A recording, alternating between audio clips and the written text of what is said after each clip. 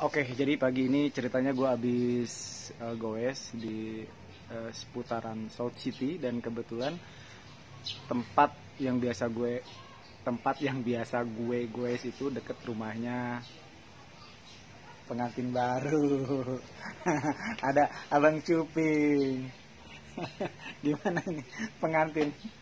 Akhirnya gue bisa ngomong sama pengantin baru. Apa? Sampah. Oh, sampah. Kenapa itu? Udah buang aja dulu situ. Jadi gitu teman-teman, ini untuk pertama kalinya setelah menikah, Abang Cuping ini ngobrol sama gue, mau berbagi pengalaman, share tentang seputaran malam pertamanya. Enggak ya? Enggak. Gimana Bang? Seru Bang, udah menikah Bang? Ya alhamdulillah. Gimana? Kalau kita tahu nikmatnya menikah dari dulu, mungkin orang udah segera menikah. Gitu. Kenapa nggak dari dulu ya? Itu dia makanya. Iya. Kok lemes banget, semangat dong, nggak lemes banget nih. Basah terus nih. Hari ini ya. Emang rambutnya kan dari dulu basah terus. Iya. Enggak, gua kan tahu rambut lu tuh paling males untuk keramas karena susah ngeringinnya. Betul sekali. Nah, ini gimana setelah menikah? Ada perubahan? Sama aja? Ya perubahan ya, artinya perubahan dalam bentuk ini pasangan hidup. Biasanya biasa kita sendiri bangun tidur siapkan sendiri. Ini kan udah ada pasangan, jadi udah ada yang menyiapkan semuanya. Jadi kita bangun tidur udah disiapin, begitu juga dari sarapan, begitu makan siang udah ada yang menyiapkan. Oh luar biasa. Tapi bentar, gua flashback nih Bang. Rugi kalau nggak menikah. Gua penasaran mau nanya ini nih, gua flashback ya. Apa? Jadi gini, ada temen gue si Abel yang ngirim video istri lo Kalila waktu itu bulan Oktober, ketemu lu di mana? Di Bidakara. Ya, alhamdulillah ketemu sama Abang Cuping. Ya. Itu dari situ mulainya atau gimana sih? Memang awalnya memang dari situ, dari Bidakara. Oh, dari Bidakara itu mulai perkenalannya. Ya, awal mulanya kita bertemu dan awal mulanya kita berkenalan di situ, di daerah Bidakara. Di Bidakara itu ya. Tapi itu kayak cerita ini ya, kayak di sinetron-sinetron gitu ya.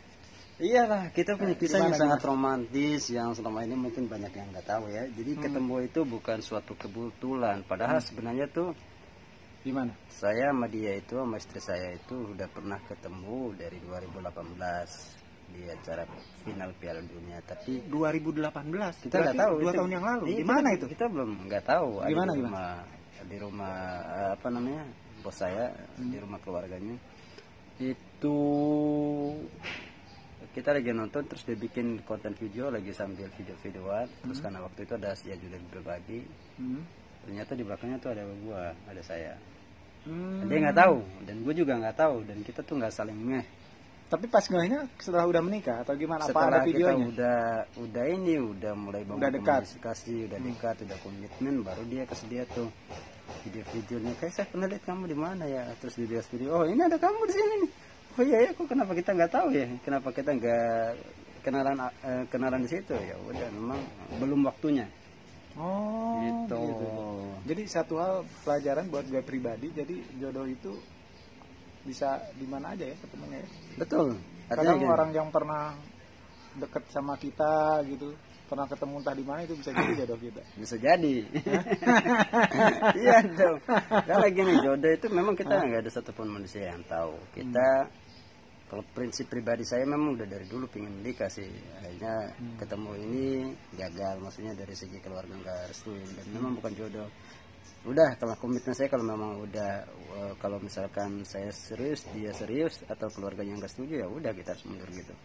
Artinya jangan memaksakan, berarti bukan jodoh. Ya udah, sambil ikhtiar, sambil mencari, ternyata jodoh itu dekat dengan lingkungan yang kita kenal. Gitu, disadari atau enggak ya? Disadari atau enggak? Misalnya pas gue lihat videonya itu, istri lo tuh ya, Kalila tuh, alhamdulillah seneng banget bisa ketemu Bang Cuping, Kak Cuping, Ustad, udah berasa kakak.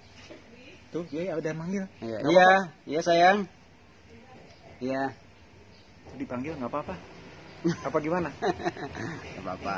Bentar Kalila ya. Kita lanjut lagi. Terus? Ya. Oke, jadi berawal dari situ. Nah, itu menjadi bahan topik pembicaraan ke depannya Bang ketika udah dekat. Ya, karena gua ini pertama kali ketemu dia udah langsung klop.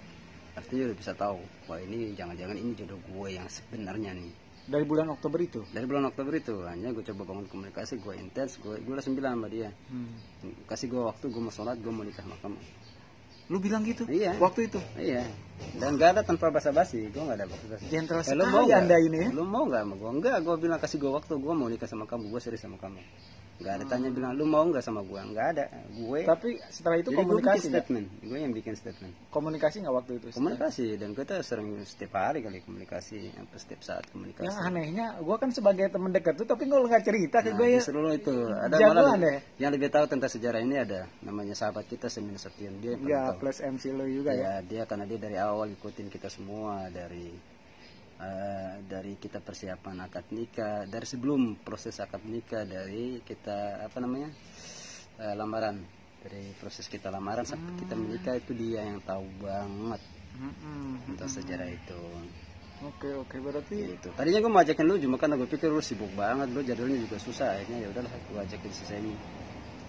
Gue tahu lu jadwalnya kan juga padat juga, lu bikin konten setiap hari, voice. Iya, tapi gak apa-apa lah, yang penting. Dan waktu itu kan gue ajakin lu juga, lu bilang lu lagi syuting, akhirnya gak jadi kan. Iya. Ya waktu acara ada makan-makan itu. Oke. Suatu impian yang udah terrealisasi nih Bang. Betul sekali. Karena gue pun tahu keluh kesah lo gimana ketika di kontrakan sana. Nah ini sekarang kirian gue, lo kasih ini dong, masukan ke gue nih biar cepet gitu begini, tahun ini nih. Gimana? Terkadang kita manusia ini berpikirnya secara ekonomi, artinya kita berpikir secara materi. Kita selalu menyiapkan diri, gue kalau mau menikah banyak banget persiapan atau kebutuhan yang harus gue siapkan, mulai dari pakaian, dari ini, dari itu, dan orientasinya apa? Materi, tidak bisa dipungkiri. Nggak bisa dipungkiri, dan ini memang perlu. Tapi yang penting, yang pertama adalah komitmen kita dan keyakinan kita. Kalau kita sudah siap untuk menikah, pasti yakin dan percaya rezeki itu selalu ada dan selalu datang secara tiba-tiba. Komitmen itu lebih ke hati kita sendiri ya? Iya. Kalau yakin gue pingin nikah gitu. Betul, gue harus menikah dan harus punya rencana dan target. Meskipun kadang-kadang kita punya rencana dan target itu kadang-kadang kan gak sesuai. Allah punya rencana yang tersendiri di balik itu semua. Tapi paling tidak ikhtiarnya kita itu perlu lagi. Kalau misalkan belum ada ceweknya gimana tuh Bang? Bukan belum ada cewek. Cewek sebenarnya udah ada. Allah udah berikan pertebaran manusia di bumi ini, udah punya pasangan masing-masing. Cuma kitanya yang gak ikhtiar, gak minta sama Allah. Padahal Allah udah kasih. Bisa jadi jodoh itu mungkin dengan teman-teman yang kita kenal, mungkin teman lama atau teman baru atau mungkin sahabat kita nggak ada yang tahu, bisa jadi. Nah sekarang yang paling penting adalah bagaimana ikhtiarnya kita itu minta sama Allah, ya Allah ini sudah waktunya kita mau menikah, maka mudahkanlah, segerakanlah. Saya udah nggak mau lagi yang kayak main-main, gue pengen jauh lebih serius gitu. Ya, disitulah Allah lihat seberapa jauh keseriusan Anda untuk menikah. Nah dari situ nanti dibuka jalan tuh. Iya, apa mungkin gua masih kayak terlalu main-main gitu ya? Iya, karena pertama kita terlalu main-main, kita terlalu mikirin karir, kita terlalu mikirin hal-hal yang memang di luar itu semua. Yang tadi gue bilang awalnya orientasi selalu ke materi, karena kalau gue menikah gue harus banyak persiapan ini, gue harus persiapan itu, persiapan ini gitu. Sebenarnya itu udah ada, Allah udah jamin semua itu, namanya rezeki, jodoh, mau segala macam itu kan Allah udah jamin semua. Ya kan seperti ada di kalau kekurangan maka saya akan cukupkan gitu buat mereka. Kalau saya jauh-jauh cacing aja yang hidup di bawah tanah aja Allah bisa berikan rezeki. Kau cicak yang jalan di tembok aja bisa dapatin nyamuk. Iya sih itu. Berarti intinya harus yakinkan diri kita ya. Kita harus yakinkan diri kita. Burung yang berterbang aja punya mulut satu, dia gak ada kantong, tapi bisa dapat rezeki, bisa berikan makanan buat anak-anaknya. Nah inilah yang kita buang, ini adalah kekhawatiran. Rubah cara pandangan kita, rubah cara pola pikir kita, bahwa sudah waktunya kita harus berumah tangga ya. Dan jangan neko-neko, jangan memilih. Kita mungkin terlalu banyak memilih. Terus gue bilang jujur, gue juga termasuk orang yang selektif. Artinya gue selektif dan memilih, itu penting. Cuma nanti selektif dalam tanda apa dulu. Kalau selektif untuk hal kebaikan boleh, tapi selektif untuk namanya orientasi ke materi segala macam, pengen cari orang yang kaya, yang cantik, itu sebenarnya bagian dari bonus kecil aja. Tapi paling tidak bagaimana komitmen kita, persiapan kita untuk membina rumah tangga itu jauh lebih penting. Wah luar biasa, luar biasa Abang Ceping ini. Oke, jadi ya Bismillah lah, gue minta doanya juga malu, mudah-mudahan tahun ini nih biar enak bisa ngevlog sama istri gitu. Betul sekali, betul kan. Saya gini, kita juga mikir karena kan usia kita kan terus bertambah, artinya pada hakikatnya berkurang, jatah Iya. kita berkurang. Secara kekuatan fisik juga kan Iya benar. berkurang. benar, Secara kecuali nanti kalau kita udah berumah tangga ya, ya ini cara pandangnya juga akan berbeda lagi. Beda. Udah kan pasti berbeda. Waktu kita akan udah terbagi. Yang dulu mungkin kalau kita sendiri bebas, kita mau Mau kemanapun. kita udah berumah tangga kan, Hmm. pasti ada hal-hal yang harus kita persiapkan, yang kita ingatkan juga. Nah kalau udah berumah tangga, konsepnya yang dibangun dalam rumah tangga itu ada macam-macam tuh. Mulai dari persiapan ini, kemudian kalau kita ada rezeki bisa buka usaha bareng-bareng, apalagi di kondisi saat ini nih. Iya Kondisi benar saat ini benar sedang benar. pandemi, benar. Kalau kita nggak punya usaha gimana? Iya benar. Jadi Kalau kita bahu cuma membahu hanya gitu ya, ya sama cuma istri. hanya Ya. mengharapkan pendapatan dari kerja syuting atau mungkin kerjaan yang lain, ya ini mungkin tidak mencukupi. Tapi paling tidak kita bersyukur. Tapi ada usaha-usaha lain yang harus kita persiapkan juga. Oh, oke oke. Gitu.